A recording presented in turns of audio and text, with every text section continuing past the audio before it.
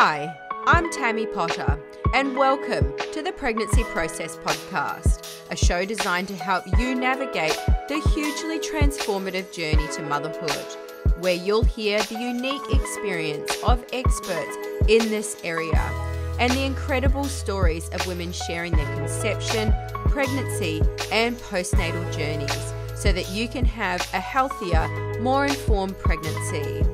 And in today's episode, I talk to Donna Miller, the founder of Dreamy Babies. Donna comes from a background of nearly 15 years experience in exercise and sports science, having worked with rugby union and rugby league teams from youth athletes in school and national competition level, all the way through to professional level athletes for both men and women. Since becoming a mother herself for her own self-development, she studied infant and toddler sleep. And it's this personal journey that led her to become an infant and toddler sleep consultant. In today's episode, we're going to be talking about the link between sleep and mental health, Donna's own journey with postnatal depression and anxiety, and how there can be a genuine disconnect between education, knowledge, and actual reality when it comes to navigating pregnancy and the postnatal period. We'll talk the physiologic effects of sleep deprivation and how sleep deprivation has a lot to do with maternal mental health, the functioning of the family unit, and how you show up as a partner, a mother, a friend, and a colleague, and why it's so important for new mothers to regain their sense of self. Donna, thank you so much for taking the time to talk to me today. It is fantastic to have you here with us. Anytime. Now, you've had such an interesting journey to motherhood, and your experience of it has, not been without complications. And I know you feel the importance of advocating for maternal mental health and how, speaking about your own journey is so important to help other women experiencing it. So if it's okay with you, I really think the best place to start is at the beginning, like at your fertility journey and the subsequent pregnancies and your experience with postnatal depression and anxiety. And I know that's really long, but I kind of feel like if you take us through the journey that you've been on, and then we can kind of dig deeper in the parts that we need to. Is that all right with you? Totally. And it works chronologically as well. So yeah, absolutely. So back when I was 25, which is 8 years ago, so my ex-fiance and we had a lot of fertility struggles. So we were trying to fall pregnant for about 3 years, and we were working really closely with GPs, with the Monash clinic, with a really great Chinese herbalist who was very well known for helping families conceive. And so I really got to experience that side of things, and, every month having your ovulation tested and timings and taking your temperature and taking a whole bunch of herbs for it and seeing how much it developed in a positive way, but still not falling pregnant every month, just kind of going, well, everything's sitting perfectly. Why isn't it happening? And that was really hard because it got to a point where I would take the dogs for a walk and see families with babies walking past, and it was just too much for me. And so right before we were about to start like the IVF journey, I just went, you know what, like I'm just going to stop for a bit because this isn't happening for a reason. And then my now husband and I, we had the complete opposite experience. So I moved up to Newcastle from Sydney, and I think it was within a 2-week period, I was pregnant. And so it was a total surprise, and we were shocked but happy because we'd obviously had the conversation of, like I've had so many fertility struggles, it could be a bit of a journey for us. I'm just kind of letting you know, to then going, holy cow, like I'm pregnant. Like now what do we do? I remember Googling, like, I'm found out I'm pregnant, like, what do I do next? And it was like, book into your GP. And I was like, I don't have a GP up here yet. So, so that was, I had two very different sides of it. So it helps because when I speak to families and friends and stuff like that, I can really understand and empathise with both sides of the coin. And then our second child was also another surprise child. And I think that was, and I know I'm very thankful to have fallen pregnant so easily because I know so many people struggle, but because they're 20 months apart. So it was essentially like when Benny turned 1, we were pregnant again. And that was so much more of a shock. Like, it was very close together. I'm very regimented and organised, and we kind of wanted a 3-year gap. And so then having to go, oh my God, like, we've just gotten over the hard part to then be pregnant again. That was a shock. But, you know, I've grown to love the age gap. And I think, so that was the fertility part of it. And then first pregnancy, you know, kind of textbook, you know, obviously very uneducated about motherhood and how it all worked. And that was kind of fine, the first child. And then the second pregnancy was obviously a lot harder because you have to run around after a toddler, and I was working full time and I was just really tired. You know, I wasn't sick necessarily, but then after the second birth, I think because I sort of thought, I have all this hindsight for my first child, and I'm also, you know, a sleep consultant, and I just thought I could do it all. So I just fell into this really vicious trap and of thinking I can do it all. Don't worry about me. I don't need any help. Whereas really, I find the majority of families I speak to are like, oh no, going from 1 child to 2 is a completely different ball game, because it's not 2 of you working as a team to look after 1 child. You really separate, and it's more of a juggle, and you don't have that cohesion of the relationship because you kind of have 1 child each. I just kind of fell into like a really deep, lonely cycle of trying to look after these 2 kids, and especially Milo, my second born, who was so wakeful as a newborn. I was just so sleep deprived. And then at the 10-week mark, I woke up, something happened early hours of the morning, I can't remember what, but no conversation ever ends out well when it's the early hours of the morning after being awake all night.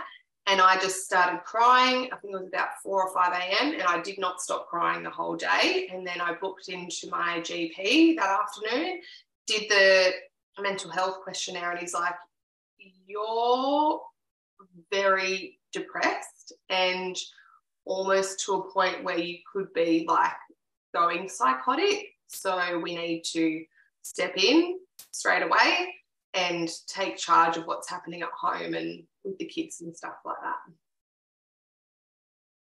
Yeah, wow. I mean, thank you for sharing that. That's a journey and a half. I'm going to that place where, you know, I know how difficult talking about mental health can be, and talking about it is. And I think the one thing that is going to help people understand mental health is actually talking about it. But it's also so difficult for the people experiencing it, and they have to be in the right place and ready to discuss it. So I genuinely appreciate you going there. And just in terms of that, I mean, it wasn't really like you woke up at 10 weeks and at 10 weeks post and just started crying. Were there signs previously that something wasn't quite right? Or was it almost like something snapped and you woke up and you just couldn't stop crying? You know, because it seems to be, was it a build-up or just? I think it was an accumulation of everything, you know, like the accumulation of sleep debt and the accumulation of, you know, my husband and I both navigating what it was like with 2 kids. And it's like, even with him going back to work, with Benny, he had 6 weeks off, whereas with Milo, he only had 2 weeks off. And I think we both kind of thought like, oh, second time round, like we know what we're doing. But really, I think the longer time off, because that adjustment was so huge, would have probably been more beneficial. And that's okay for us to say that that might have not been ideal. But I think it was just an accumulation of everything. And the situation that my mental health was in was just getting worse and worse and worse. But me being so headstrong, just sort of going, oh no, like it'll be fine. Like he's nearly 3 months old. And usually we see babies kind of, calm down a bit after that, and sort of just holding out for that. Whereas really, if I'd gotten onto it earlier,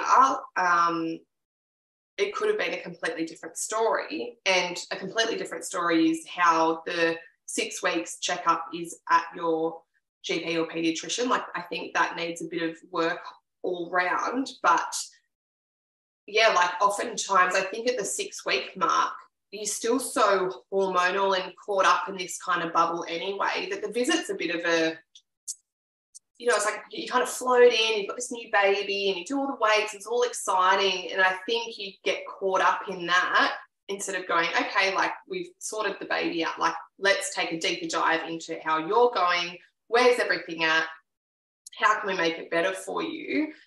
I think it's so focused on the baby and not the birth mother or the primary carer.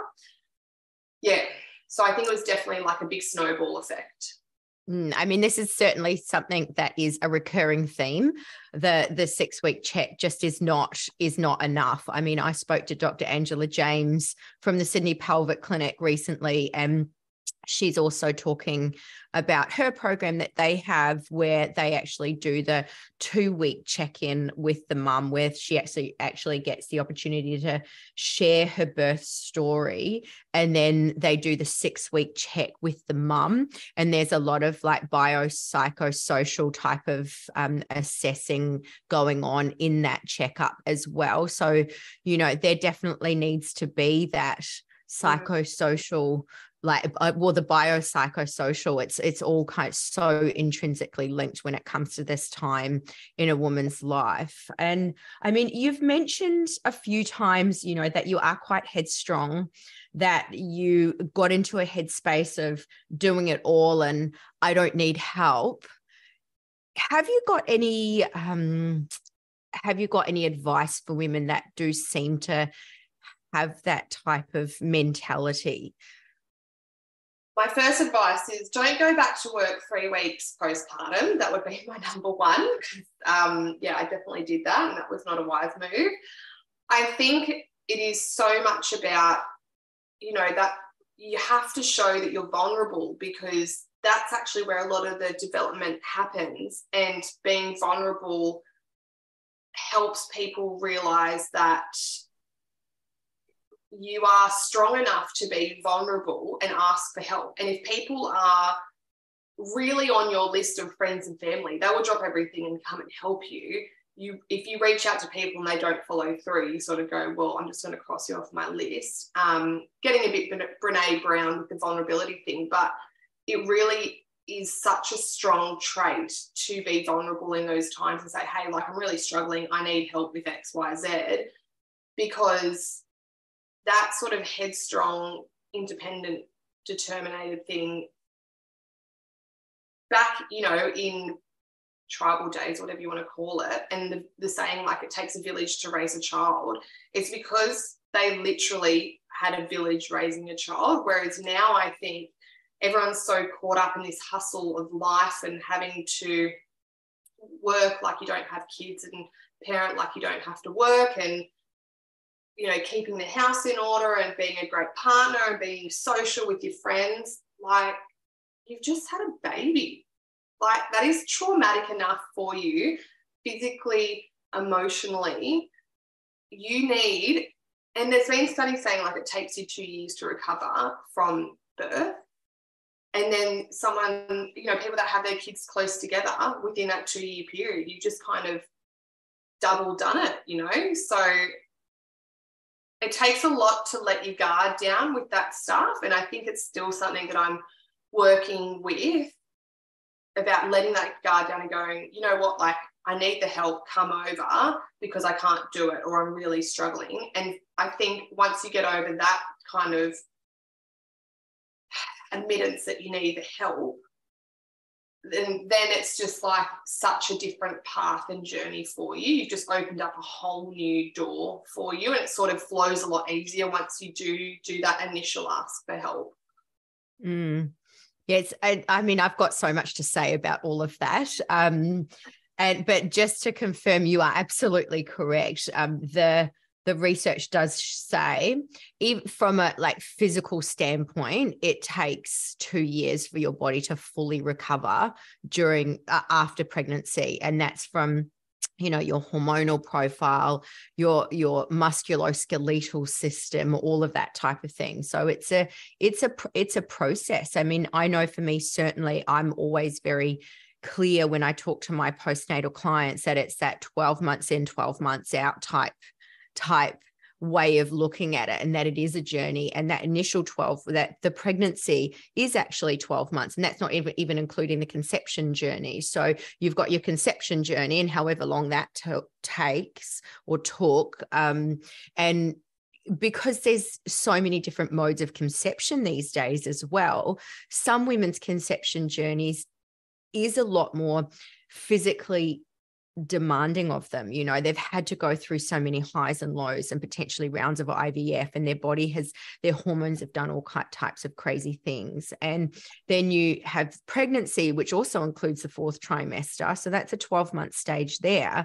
And you've got at least 12 months. And that's if you start at 12 weeks. Yeah. You know, yeah. So for someone that doesn't even start that kind of rebuild journey, and then, of course, you've got to factor in, I mean, I'm going to get off topic here, but then, you know, then you've got to factor in your breastfeeding journey and all that type of thing. So, yeah, you're absolutely right on there. And in terms of the asking for help, I absolutely agree with that. And, you know, but one thing that I've found is, from my own personal perspective, is that, and I think this is a really big one, some people, they just, what's this, the saying goes, you know, people can only meet you as deeply as you've met them, as they've met themselves. So for some people saying, hey, I'm struggling over here, I'm not doing that great, for them, they don't know how to handle that. Yes. They don't know what to do. They don't know what to say. So I guess, you know, they're not always going to be able to turn up for you, but at least even flagging it with them is really important, that, hey, I'm not doing so great over here. You may just need to be a little bit more present in your life, and then actually asking for what you need. Yeah. At the same time, hey, I'm not doing so great. I may need you to check on me a little bit more, even if it's just for a chat, so I can hear your voice, you know. But that, like I said, I am kind of getting a bit off topic there, but you are absolutely right in both of those. On that though, like, because I think sometimes like picking up the phone can be really hard. I would say most of the services that are out there, whether it be, so if you don't want to go to your GP and talk about it, if you were looking at calling Panda or Beyond Blue or the Gidget Foundation, a lot of those services, you can do online chat. So if you don't feel like talking about it, you can just jump on and you can do like a web chat from your phone. And that might be enough for you to go, okay, like, I've done that step. I haven't had to verbalize it, but I'm still making that step in the right direction. I really like that, actually. That's great. Like the chat function. I love a chat function. Yeah, because if you're like breastfeeding and it's 2 a.m, you can't just jump on the phone, but you could just sit there and talk to someone via chat. So that's Panda, Gidget, and what was the other one that you Beyond mentioned? Blue. Beyond Blue. We might put all of those details in the bottom of this podcast episode. And Panda has like a mental health check too. You can do a quiz online to see if you do need to go see your GP, and they'll go, yep, like you've answered this to all these questions. Your next step would be this, or your next step would be that. I think their steps are like GP, hospital, that sort of stuff. So you've mentioned just in the course of this conversation so far that you've went back to work at 3 weeks postnatal, and that you were already tired during your second pregnancy. Can we talk a little bit about the link between kind of sleep and mental health? Yeah. And how sleep deprivation has a lot to do with maternal mental health, the functioning of the family unit, how you show up, as a partner, mother, friend, colleague. So I'm a little bit unsure. Did you go back to work 3 weeks post your first child or your second child? Second child. Yeah. Yeah. Wow. Okay. So that's huge. So you're 3 weeks postnatal. You've got one child who's a toddler. You were already tired when you fell pregnant with your second child, and then you go back to work 3 weeks postnatal. I mean, that's a lot. That's a lot for anyone. Yeah, that was dumb. I think it was more because, so by that point, it was like the second or third lockdown of COVID, right? Both my kids are COVID kids. And it was the point where like Centrelink wasn't sending out payments for months and months after people had given birth. And not that we were like poor or anything, but it just got to a point where I was like, well, maybe I should just start to have a little bit of a trickle. I've got my own business. Why don't I just see if I can just do a little bit just to sort of, make life a bit easier. So I just did it to see. And it's sort of like work at the time made me feel, because I was starting to feel like, I'm just feeding this baby. He's not very responsive at that age because they're not smiling or anything at you. And I just felt like I was losing my purpose and my identity, whereas working with families was really giving me that reward and making me feel really useful and helpful. And so it was good because I was able to step out of that, intense mothering into this beneficial other persona. But I think that also took away the bonding that I was probably meant to be doing. But I think because from so early on, I wasn't getting much sleep at all, because Milo used to just be so wakeful overnight. I would get maybe like 2, maybe 3 hours sleep each night. He was just awake all the time. And so from very early on, I was sort of not really bonding with Milo because I was just so tired and I was getting frustrated. And anyone that's been sleep deprived, you have this like buffer that you deal with your day-to-day stresses with. So whatever it is, and the more sleep deprived you get, that buffer is just getting smaller and smaller and smaller. And then it just gets to a point where James would just say something to me and I would just switch. I was just triggered. I was threatened, and that was enough. And I just thought I was to blame for everything because my buffer I had nothing. I was just so flooded all the time and being touched out by this child. And so I think that's probably the main thing that you experience when you so sleep deprived, is that your regulation is just so reduced that anything is going to set you off. And you'll always try to, fill your cup with things like going for walks and whatever it is. But then I feel like they just become a chore, because this whole ingrained thing of, you've got to do self-care and fill your cup so you can be a better parent, like that just becomes a chore. So I would say that's probably the biggest mental thing that happens when you are sleep deprived. And then you've got all these other types of, physical effects. There's weight gain, weight loss, you've got different digestive problems, you've got hormonal imbalances, and it's all coming down to something like sleep, something that's just a part of human survival. It's your right to have a good night's sleep. And it breaks my heart when people talk about how sleep deprived they are, and other people will say things like, oh, well, you're a parent now, like that's what you signed up for, and you know, like, oh, I'll get used to it or whatever. They're essentially saying, cop it sweet, you're a parent. And that's just not fair. You shouldn't have to wear your sleep deprivation like a badge of honor. Like, it's really, really hard. It is so hard. You're not just like, you are just not yourself. You don't want to speak to anyone because you're constantly having to interact with your child or children or whatever.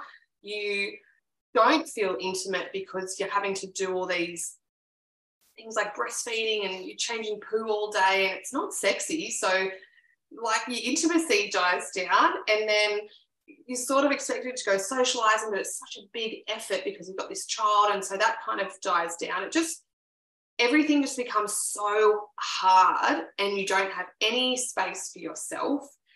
And that's where people really just start to lose themselves in motherhood, and they just go, oh, like, I've just got nothing left of what I used to be. Like, I've kind of lost my life. You know, when you explain things like that, it's really, really easy to see how someone can slip into perinatal mental health issues. I mean, some of the words that I've picked up on from you talking are feelings like being flooded, you know, and like I get such a visual image of that, of your like sympathetic nervous system just flooding your body, you know, touched out, you know, and it's interesting because I've definitely spoken to women and they're just like, oh God, I just want someone not on me all the time, you know? And, you know, the fact that self-care becomes a chore. And I think when it does get to that point that self-care becomes a chore, I think that is quite indicative that there is something greater going on there, you know, that it's hard to do the things that you know that you should be doing for yourself. And I think that's quite a big takeaway there.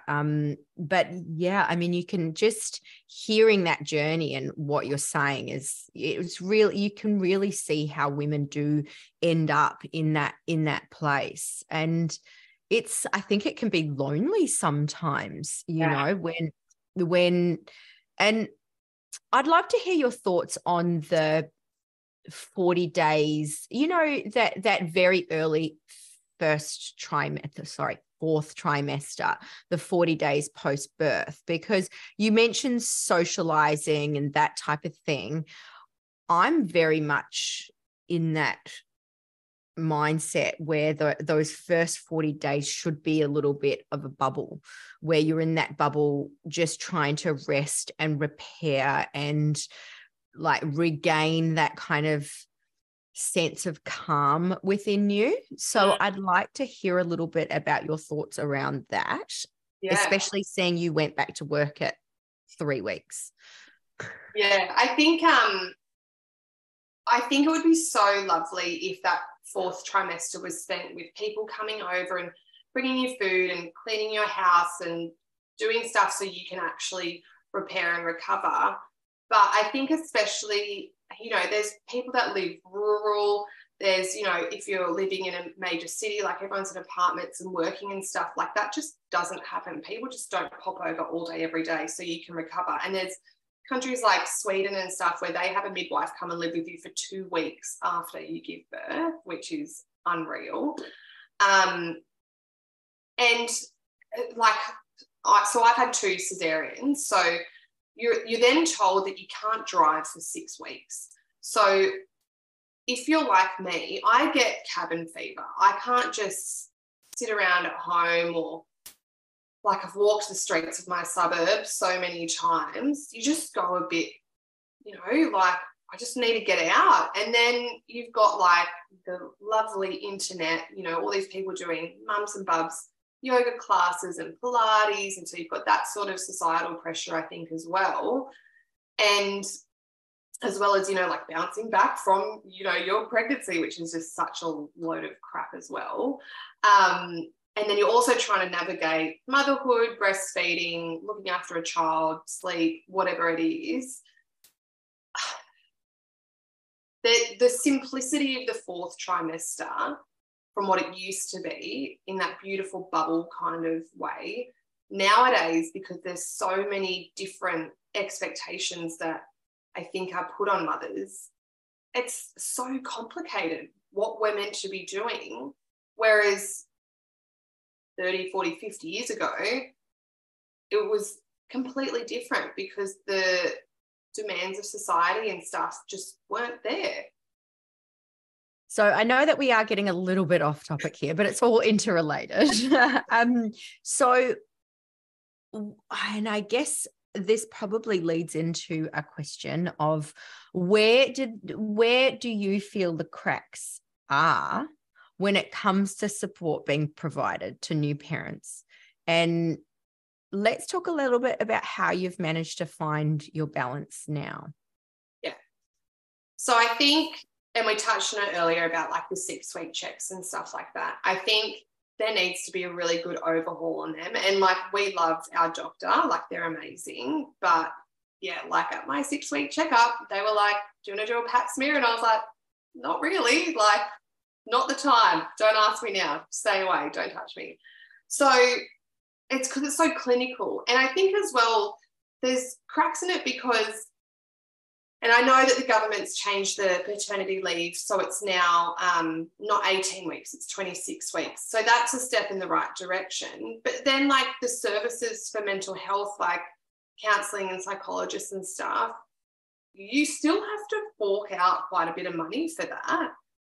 And I feel like if you're on maternity leave, that should be something that is a service a lot more readily available, because mental health is becoming such a prevalent topic, and it's, you know, the highest rates of XYZ and stuff like that.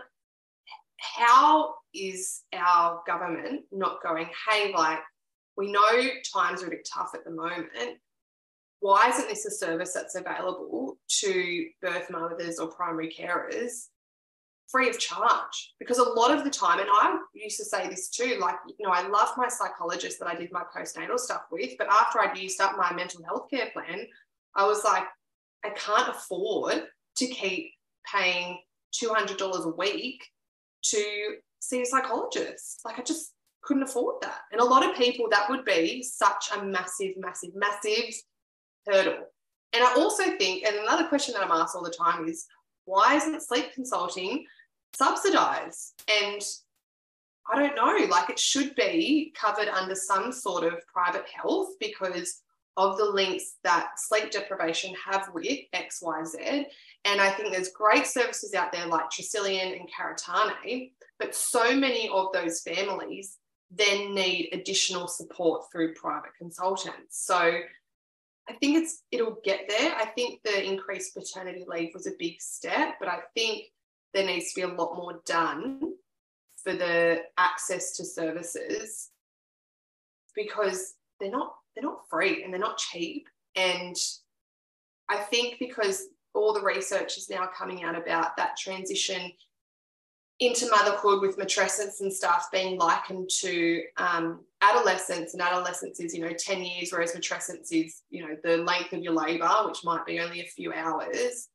That should all be supportive documentation for those services being able to be provided, because essentially you're going through a trauma of birth, a huge hormonal change, physically, emotionally. How is that not in line with services that are provided to trauma victims? There's something called victim services, which for an event will give you 22 hours of free counselling. How is that not something similar for birth parents? I love that. I absolutely agree with all of that, and sadly, you are right.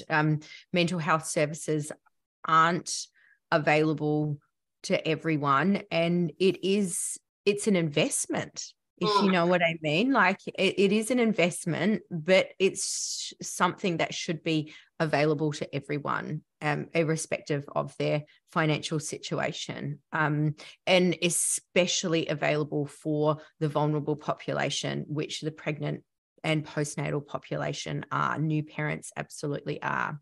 And you did talk a little bit then about sleep deprivation. And this has been kind of an ongoing theme kind of in our conversation, the sleep deprivation. And I do have a couple of questions around this. So let's first talk about what the physiological effects of sleep deprivation actually are. I mean, I'm a sleep nut. I know with me, if I don't get good sleep a couple of nights in a row, like that buffer is already like down, and I can feel it. So I can't even imagine, as you know, I don't have children. I can't even imagine what I would be like as a human if I had weeks on end of only getting 2 or 3 hours sleep. I can't even think to imagine. Sorry, everyone, that's my next door neighbor's dog barking. So I think, like the main thing we touched on before with the nervous system. So like your body has the ability to regulate epinephrine and norepinephrine, or adrenaline and noradrenaline, and transitioning between your nervous systems. So with sleep deprivation, those regulation of those two hormones is completely thrown out of balance. So as we said before, you're switching from your parasympathetic nervous system, so your restful nervous system, straight into your sympathetic, because you straight away go into that threatened kind of that feeling that you get. Your body's kind of hijacked by those feelings. So that's probably the main one. And with the imbalance of epinephrine and norepinephrine, and if anyone wants to correct me on this, I'm totally open to that too, because there's always new studies coming out. It can affect things like your insulin response, which gives you the effects of excessive weight gain or excessive weight loss. So there's a lot of that comes from your digestive system, if we're talking about serotonin and stuff like that, and uptake of serotonin inhibitors and stuff like that. So that's why a lot of the time the medication is the antidepressants. So because it is the uptake inhibitors, that's probably the main ones. You have obviously like your cognitive function is very, very affected, because you can't concentrate, you don't have, your cortisol levels are all out of whack. It's like your body, because it hasn't had the chance to go through that beautiful going back to homeostatic level for the deep non-REM sleep that you have for the first half of the night. So anyone that's got a baby, if you are woken by your baby before midnight, you feel so groggy coming out into that, because you're in your deep non-REM sleep and your body is doing all of that really big hard work. After midnight, 1 a.m, when you're in your kind of lighter REM sleep, it's a bit easier. So if you miss that, your body going back to that homeostatic level for that first half of the night, because you're being drawn in and out of it, the rest of your sleep is affected, right? And then you're kind of going into your next day not having your cup filled back up, or however you want to word it. So it's just like a constant battle of your hormones trying to regulate and just going further and further into a depleted, off-balance kind of approach. Then when you do kind of start to catch up on sleep, I call it the sleep hangover, it can take you weeks, because your body's then going, okay, like we've learned how to survive without being able to rejuvenate ourselves adequately. So it's kind of like gone into this new metabolism. I don't know if that's the right word. So then you get this sleep hangover, because it's gone, oh, okay, like, oh, we're getting that now. And so you get really tired in a new way, because you can almost feel your body is doing so much to recuperate, because you're getting that sleep again. So I think they're probably the main things that you'll feel and notice physiologically. And that's why those things are medicated that way, because it affects all of that uptake from your gut and your hormones. So interesting what you're saying. just recently, I was talking to a coach who's recently had a baby, and they're up, quite early every morning and don't get a lot of sleep. And I spoke to them recently and they were like, I had 8 hours sleep 2 nights over the weekend and I feel worse. So it's almost like they then start to think, and I'm not saying that this is the person that I'm talking about, but you would almost then start to think that your body does better on less sleep without having the understanding that you actually need to go through a period of, you are going to feel worse when you get more sleep because your body is just needing it so much and you are catching up. So I think that's a very, very important point. And it's interesting because one of the things I'd really like to go over with you is that, when it comes to sleep, mental health and well-being, there is such a disconnect between knowledge and practical application of this knowledge. I mean, for you, you've worked in the health and fitness industry, you're a strength and conditioning coach, all about health and well-being, if you know what I mean. And not only on top of that, but you are also a sleep consultant. And then for you to have gone through this journey in your own mental health, it just makes it so clear to me that there is such a massive disconnect between sleep, mental health, and well-being, and the knowledge and practical application of that knowledge. Yeah. So, how do you see that we can bridge that gap? Because there's so many people out there that don't have the knowledge of health and well-being. They don't have the knowledge around sleep consulting. And if you're struggling to apply this knowledge, how are we meant to expect people that don't have that knowledge, that don't have that background, to apply it, if you know what I mean? Yeah. And it's interesting because, with my first child, I lost so much weight so quickly purely because I just wasn't eating enough and I was walking a lot to get her to sleep. And so I was just like, anyway, and it's right. Like I know all that stuff about nutrition and making sure I'm having enough fats because my hormones were all over the shop, my blood sugars with breastfeeding, and I still couldn't do that. And then second time round, it was just like a similar thing, except my anxiety was so bad, I physically couldn't eat. And even though I knew if I had a lot of those fats and stuff, I probably would feel a lot better because I'd be a lot more regulated with my hormones, and I wouldn't get that sort of sick feeling. And then even with the sleep, I knew that there's nothing really I could do because he was a newborn. But at the same time, this is kind of what annoyed me. So many people were like, oh, well, you're a sleep consultant, so I bet your newborn sleeps really well. And I'd be like, no, they're sleeping like a newborn. It's not good at all for some people. And then the inability to translate that information and put it into practice for myself, and being such a hypocrite because I'm telling other families to do that and I still couldn't do it myself. Whether that was, I don't even know where that disconnect comes from, because you just have such a block of being able to, maybe it's the pressure of knowing all that and knowing that all you should be doing and it just being too hard. And, people coming over and people coming over and wanting to hold your baby and stuff like that, that's all fine. I actually just want you to come over, make me a meal, clean the house, hold my baby so I can have a shower. I don't want to sit around and drink tea and eat biscuits. I need roast lamb with all the trimmings and avocado and some, that's actually what I need.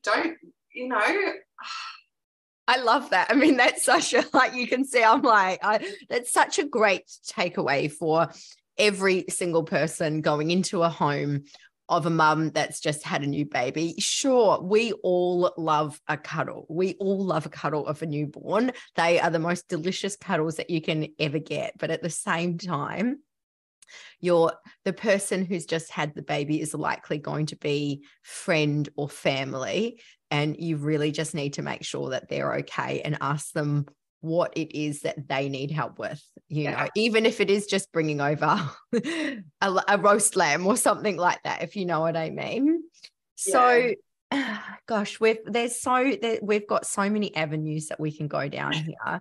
And I feel like we could probably talk about this forever. But when it comes to sleep for both parent and child, you just mentioned that there, as a sleep consultant, people expected that your newborn would sleep. Like, so I feel like that's a misconception already. What are the other kind of common misconceptions around sleep for, like parents and children? I think there's not enough education in antenatal classes about, sleep. I think it's all about, there's so much focus on the birth and what's going to happen in birth and yada, yada, yada. And then they give you this baby and you get home and you're like, what do I do with it? And I think there needs to be more preparation with, what to do. Like, what's your overnight plan? Have a really good overnight plan. Someone said the other day, like, don't even have a discussion with your partner at night. Like, if that person asks you to make them Vegemite on toast, you just do it. Use no questions asked. Don't start a discussion, because that's a lot of where the tension starts, is when things happen overnight and everyone's tired and stuff like that. And I think, there's this, it's almost like a false sense of security. So the first few weeks, like, babies are generally quite sleepy because they have all this maternal melatonin from in utero, from the mother. And then after about 3 weeks, that all starts to wear off and the babies start to wake up. And, that's when a lot of the fussiness and stuff starts to occur. And I think that's where, because people have had that first 3 weeks of going, oh, like, yeah, they're really sleepy and yada, yada, yada. And then it just completely changes. And, sleep when the baby sleeps, like, that's not going to happen. We all know that, especially if you've got a toddler at home. So it's like, sleep when the baby sleeps, they're asleep, but I'm also entertaining a toddler. I think the other misconception is, and I think a bit of a trap that a lot of people fall into is, oh, my partner's gone back to work, so I'll take care of all the overnight stuff, which is not a thing, sorry. And I'm totally guilty of doing it with my second as well. But again, like, couldn't even put that into practice. But you're both the parents. You divvy the load overnight. Yeah, you're both going to be tired. It's okay if the person going back to work is a little bit tired. They get to go to work. Like, good on them. You then have to stay at home and look after this child all day. You shouldn't have to do it all night. Like, you may be running off a little bit less sleep if you go back to work. Maybe you're used to having 8 or 9 hours and maybe you're down to 5 or 6. But, like, tough. Like, that's what it is about. It shouldn't be like, oh, they have to go back to work, like, I'll let them sleep all night. Split the night up, or give them till 10 p.m. and then from 3 a.m. onwards or something, so they can still have a good chunk. But I think that's such a big misconception trap type thing that a lot of families fall into from very early on. And I think that's where a lot of it starts to accumulate. And I think a lot of the education out there before the baby arrives around sleep, it's just not there. And it should just be part of the prenatal education courses, safe sleep, what to expect sleep-wise, how best to manage it. I'd say they're probably the biggest things that are out there.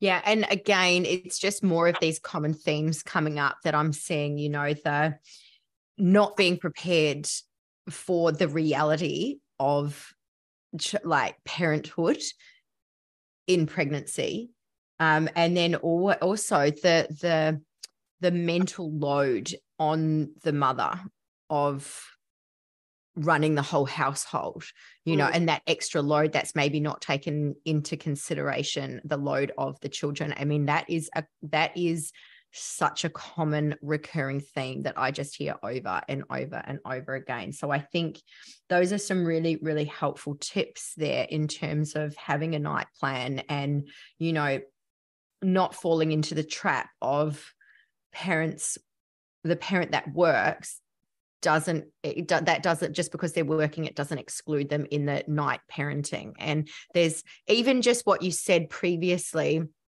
about the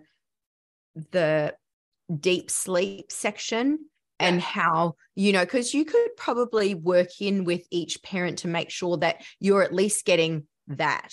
Yes. If you know what I mean, you're at least, because, not everyone's sleep cycles are completely matched. And like, I know for me, if I went to bed early, I could easily wake up. Well, not easily, but I can wake up at 1 o'clock in the morning and then charge through from the day. I've had to do that when I'm dealing with overseas and that type of thing. But as long as I get that early deep sleep, I'm actually a lot more recharged. So that's a really, really good tip there. I love that. So speaking about tips, let's have some more. When it comes to sleep, I mean, what would your top 3 kind of tips be? Let's keep this in the realm of sleep and mental health, shall we? So when it comes to sleep and mental health, what would your top 3 kind of tips be? I think the best thing, as I said, like having the conversation before the baby arrives about the night plan, that is probably my biggest tips. And like from a personal experience, second time round was totally guilty of it. There was a couple of times overnight where like I nearly called an ambulance for myself. Like that's kind of where sleep deprivation gets you to if you go a bit psychosis. And on my way home from my doctor's appointment, he had to ring my husband and say, like, the overnights have to change type thing. And that was really like the kick up the butt to do that. So having that really clear plan, and there's plenty of families that I speak to, and, I think the other day one was a teacher and I just said, like, he can go to bed at 10 and then he can get up at 3:30. Like, that's how it's going to have to happen because you're not well.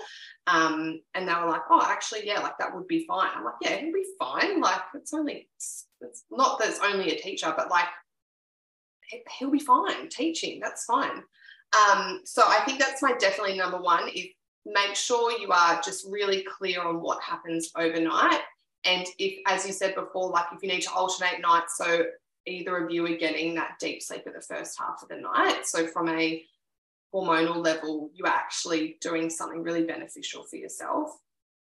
My other ones would be try not to put too much pressure on sleep. So, and especially comparing to other mums and stuff like that. I've never been one for going to a mother's group because it's just everyone talking about stuff and it just gets too much. So don't compare yourself to others. Take the pressure off it. Don't worry if, like, try not to think too much about like how they're falling asleep and stuff like that.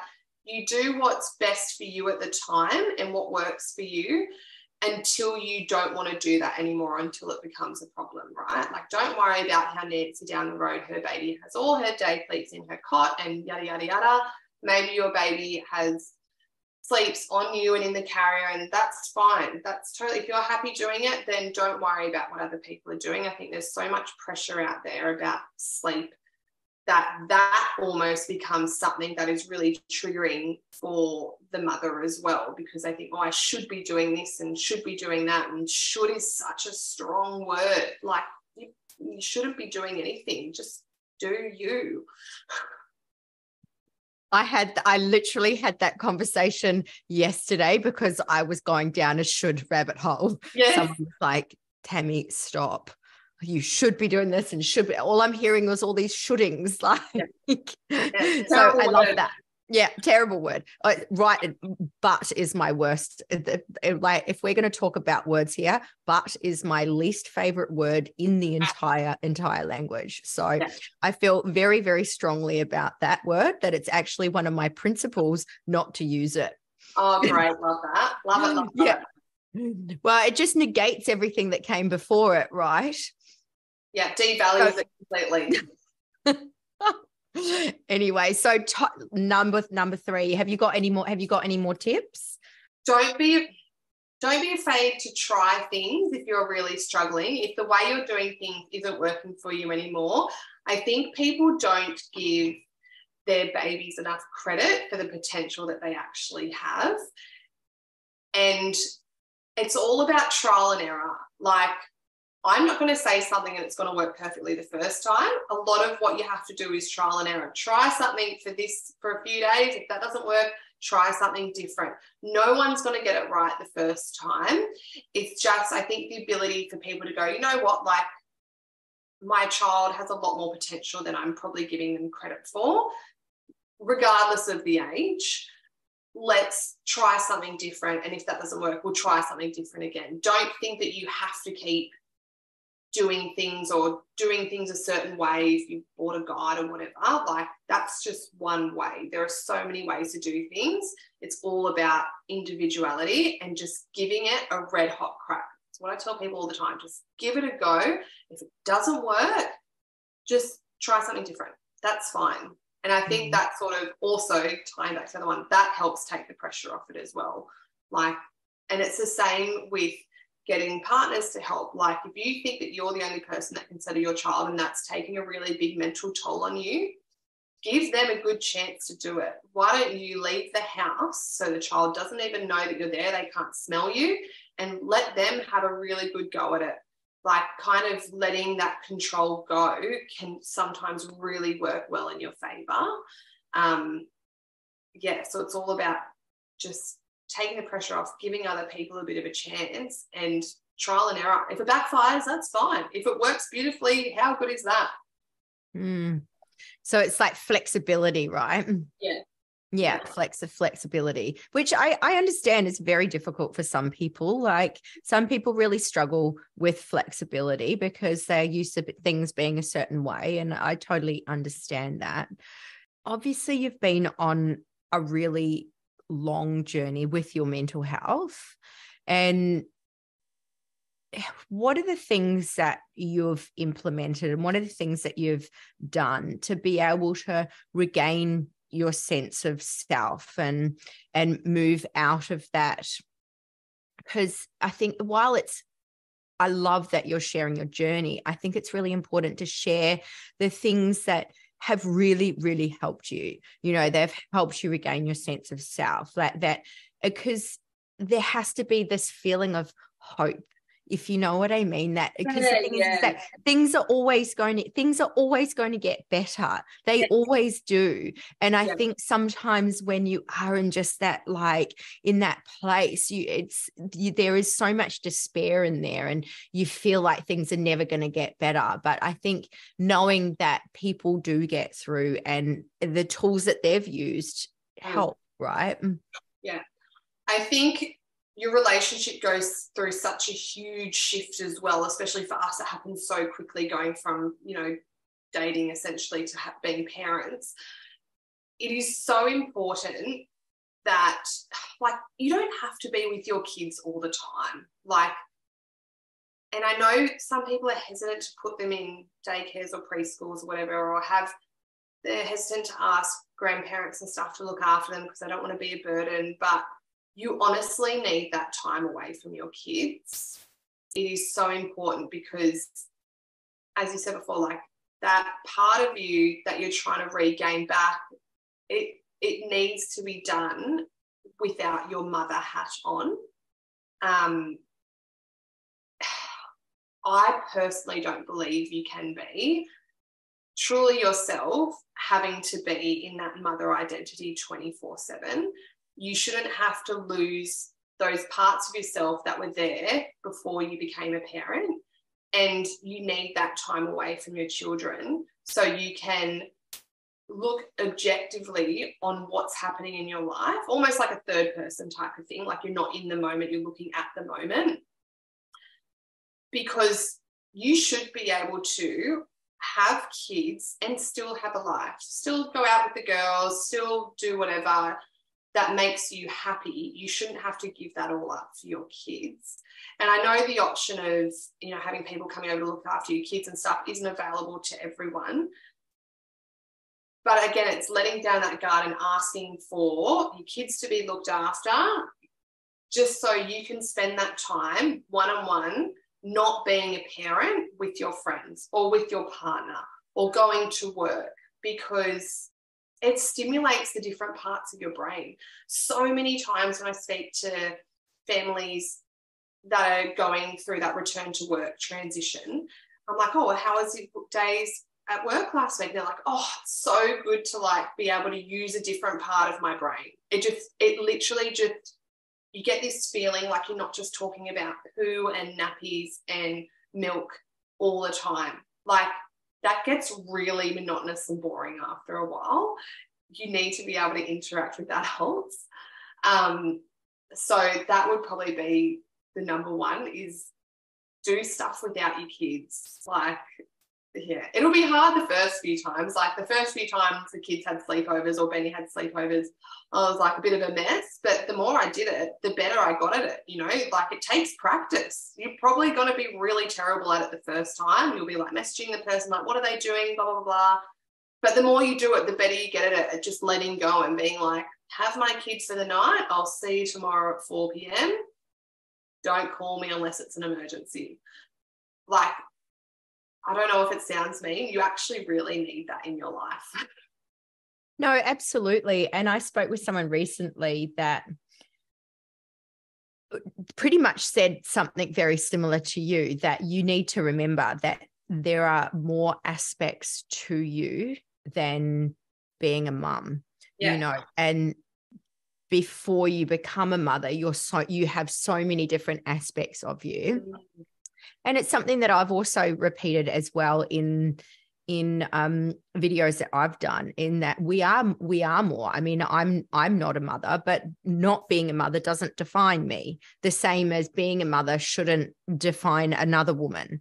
Yeah. And I'm quite strong on that messaging. And it is really interesting because there are so many common themes in this, you know, the being lost in motherhood. And, you know, I really believe that in the transition to motherhood, it is an amazing opportunity for you to look at the parts of yourself that maybe you do want to change. Maybe you're okay with leaving in your pre-motherhood years, and that's fine, because you actually have this massive transition that you're about to go through, and you can decide what parts of you you're happy leaving pre-parenthood and the things that you get to take with you. And it's a really important time, pregnancy, to actually sit there and think about your values, think about who you are as a person, think about all of the things that make you up as a person, because then you can, I think if you understand these better pre-parenthood, it makes it easier to go back to it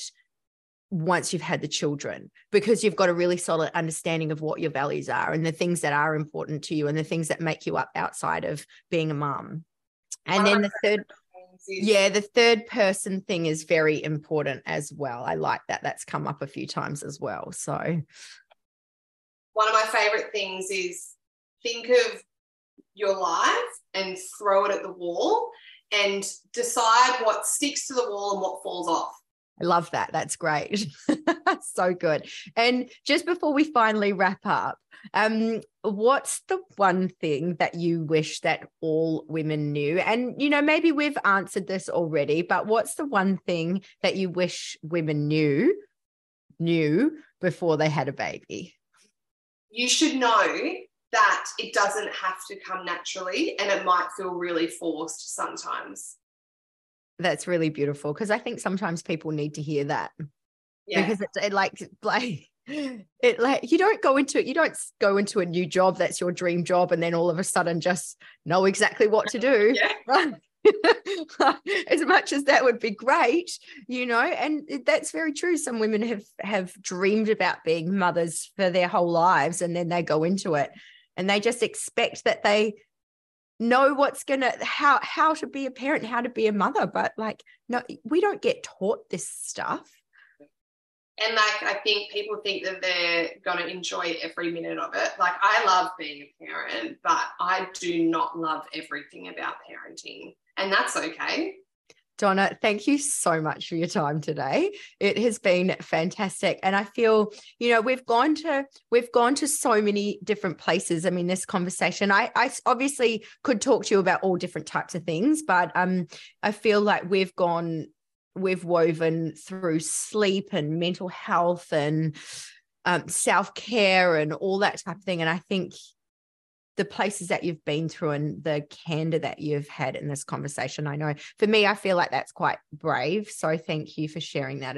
I really appreciate it. And I know that, you know, people listening to this will really appreciate it as well. So thank you.